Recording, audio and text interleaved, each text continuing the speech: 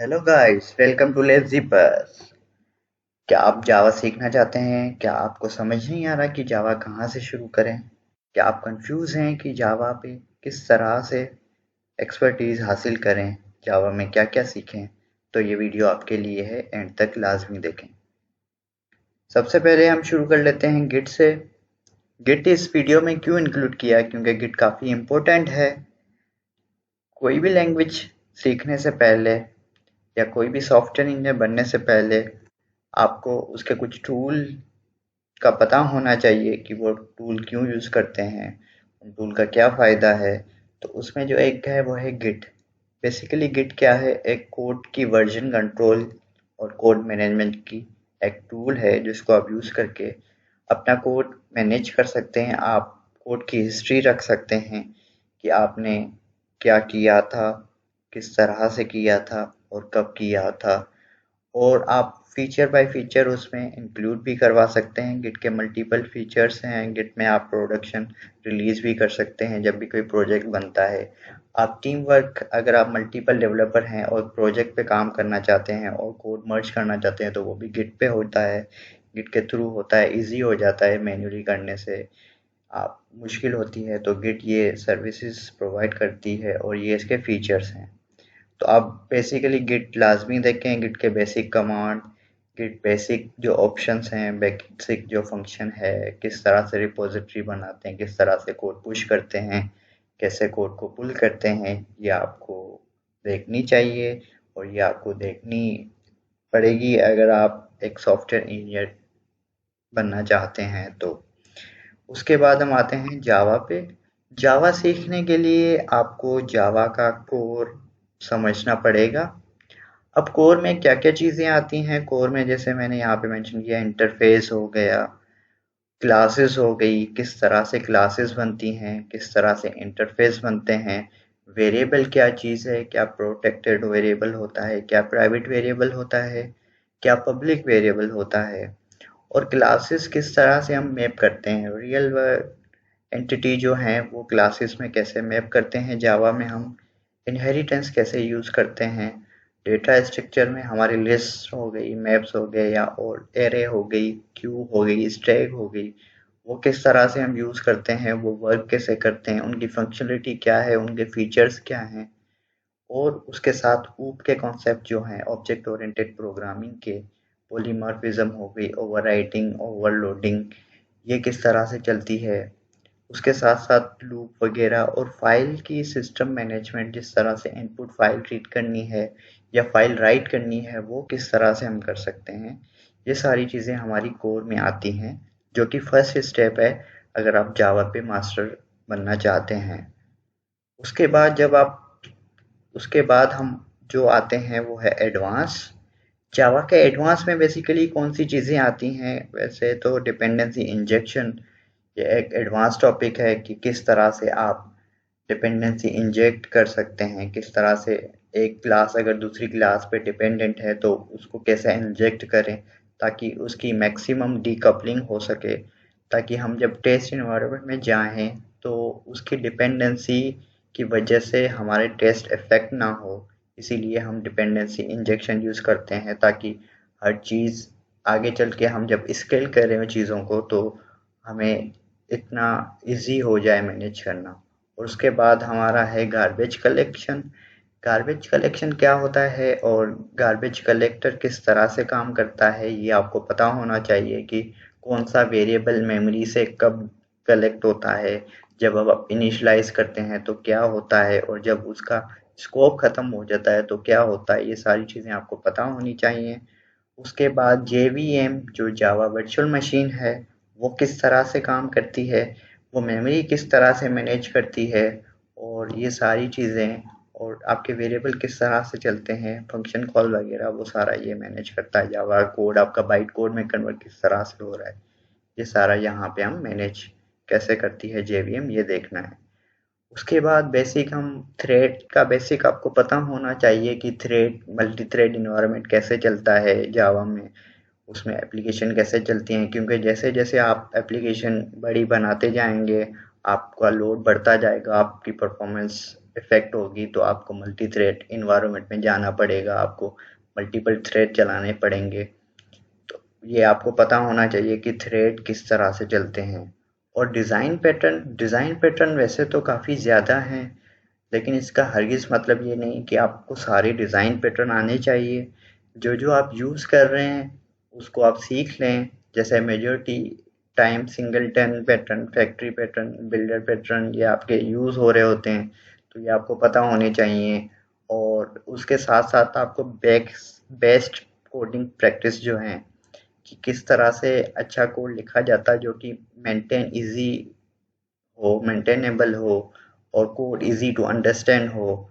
और naming convention specially आपकी किस तरह की होनी चाहिए, वो मीनिंगफुल होनी चाहिए और कैमल केस होना चाहिए, ताकि आप जब बाद में कोड देखें तो आपको समझ आ जाए कि ये वेरिएबल आपने क्यों बनाया है, ये फंक्शन आपने क्यों बनाया है, इसका क्या काम है, इसका क्या फीचर है। उसके बाद हम आते हैं बिल्ड टूल पे।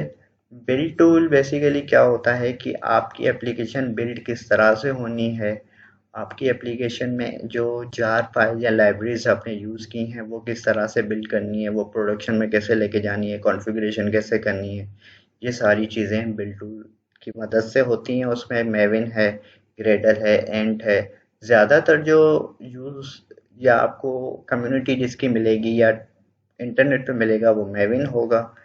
तो मेविन इजी टू अंडरस्टैंड है, इजी टू लर्न है। ग्रेडल का लर्निंग कब काफ़ी ज़्यादा है, ये थोड़ा मुश्किल है बनिस्बत मेविन के, और एंड भी इजी है। उसके बाद हम आ जाते हैं डेटाबेस पे। डेटाबेस पे बेसिकली जब आप जावा की एप्लीकेशन बनाते हैं, डेटा परसिस्ट करते हैं, डेटा डेटाबेस में सेव करते हैं, तो वो किस तरह से हम कर सकते हैं।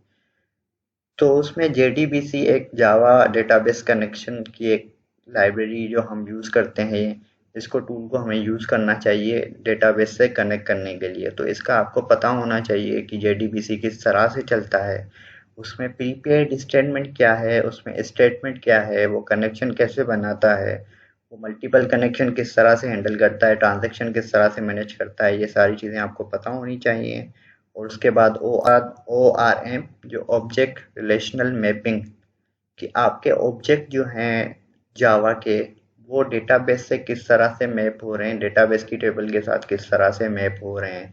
तो इनकी मैपिंग जो है वो टूल्स ये यूज़ हम कर सकते हैं। JPA उसका इंटरफेस है, उसकी इम्प्लीमेंटेशन स्प्रिंग डेटा APA है, और JPA उसकी इंटरफेस है, और स्प्रिंग डेटा JPA उसका इम्प्लीमेंटेशन है, और हाइबरनेट है। वैसे तो और भी हैं लेकिन ये मेजर जो हैं जो ज़्यादातर यूज़ होते हैं वो हाइबरनेट और स्प्रिंग डेटा JPA।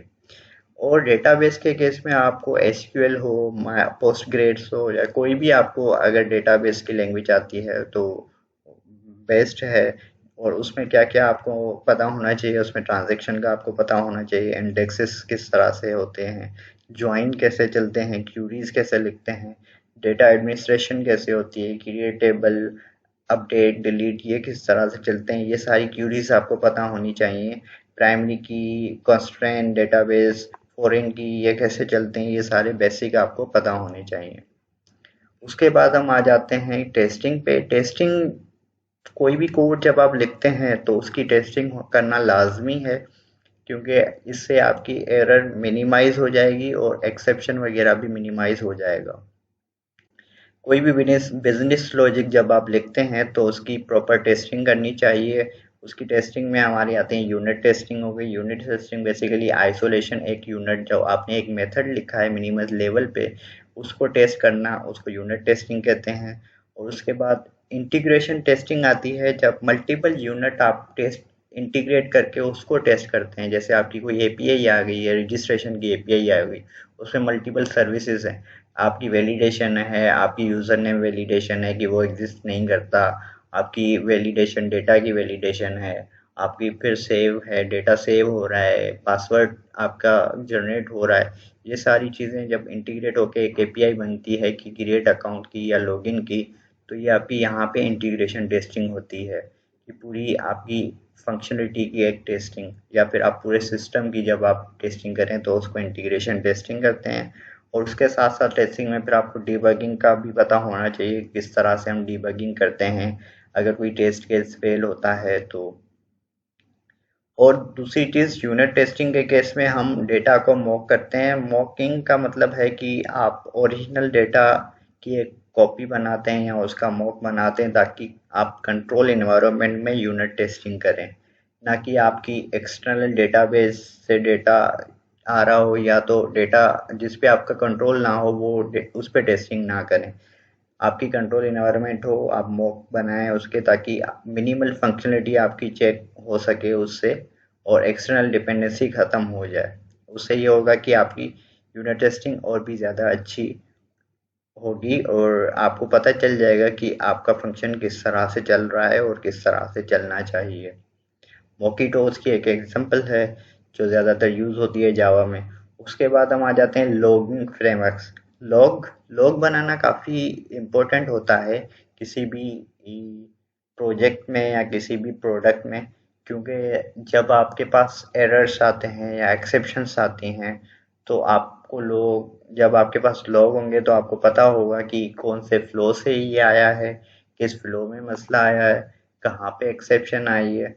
तो ये सारी चीज़ें आपको तब पता होंगी। अगर लोग आपके पास लॉग्स नहीं होंगे तो फिर आपको पता नहीं चलेगा कि एरर कहाँ आया था, वो किस फ्लो से आया था, एक्सेप्शन क्या थी, किस वजह से आई थी। तो लॉग इम्पोर्टेंट है।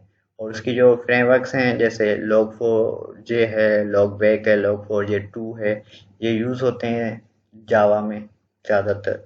और उसके बाद हम आते हैं फ्रेमवर्क्स पे। फ्रेमवर्क्स बेसिकली क्या होता है कि अगर आपने कोर जावा या एडवांस जावा सीख ली तो इसका मतलब ये नहीं होता कि आप कोई भी एप्लीकेशन इसके थ्रू बना सकते हैं। वैसे बना तो सकते हैं लेकिन बड़े बड़े प्रोडक्ट्स या बड़े बड़े प्रोजेक्ट्स होते हैं उसमें आपको आपको एक आर्किटेक्चर चाहिए होता है, कुछ कॉन्फ़िगरेशन करनी होती है एनवायरनमेंट के बेस पे, या फिर एक फ्लो बनाना होता है। तो उस केस में आपके फ्रेमवर्क जो हैं वो बिल्ट इन टेम्पलेट होते हैं आपको प्रोजेक्ट इनिशियलाइज करने के, आर्किटेक्चर बनाने के। मतलब आपको बना बनाया एक सॉल्यूशन मिल जाता है, एक कॉन्फ़िगरेशन मिल जाती है, आपको मैन्युअली काम नहीं करना पड़ता। इसलिए ये फ्रेमवर्क्स आते हैं ताकि आपकी एफर्ट कम से कम लग के और मैक्सिमम आउटपुट ले सकें। तो बेसिकली और ये फ्रेमवर्क आपको सीखनी चाहिए, लेकिन इसका हरगिज़ मकसद ये नहीं है कि आप फ्रेमवर्क सीखें और कोर को जो है इग्नोर करें। कोर जब आपको आ रही होगी तभी आप इन फ्रेमवर्क्स को यूज़ कर सकते हैं। ये फ्रेमवर्क भी बेसिकली पीछे आपकी कोर और ये एडवांस चीज़ें डिज़ाइन पैटर्न वगैरह ही यूज़ कर रहे होते हैं।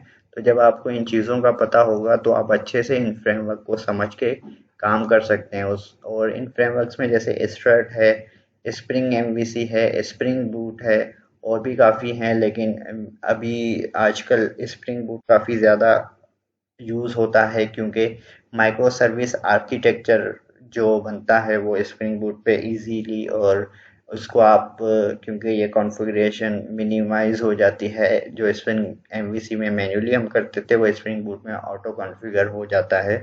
तो ये चीज़ें एनोटेशन वगैरह जो आ गई हैं इससे इजी चीज़ें हो गई हैं, तो स्प्रिंग बूट में माइक्रो सर्विस आर्किटेक्चर वगैरह इजी बन जाता है। तो ये आपको पता चल गया कि किस तरह से आपको जावा सीखनी चाहिए, क्या आपको स्टेप फॉलो करने चाहिए। आई होप कि आपको ये वीडियोस पसंद आई होगी और आप ऐसी वीडियोस देखने के लिए इस चैनल को सब्सक्राइब करें।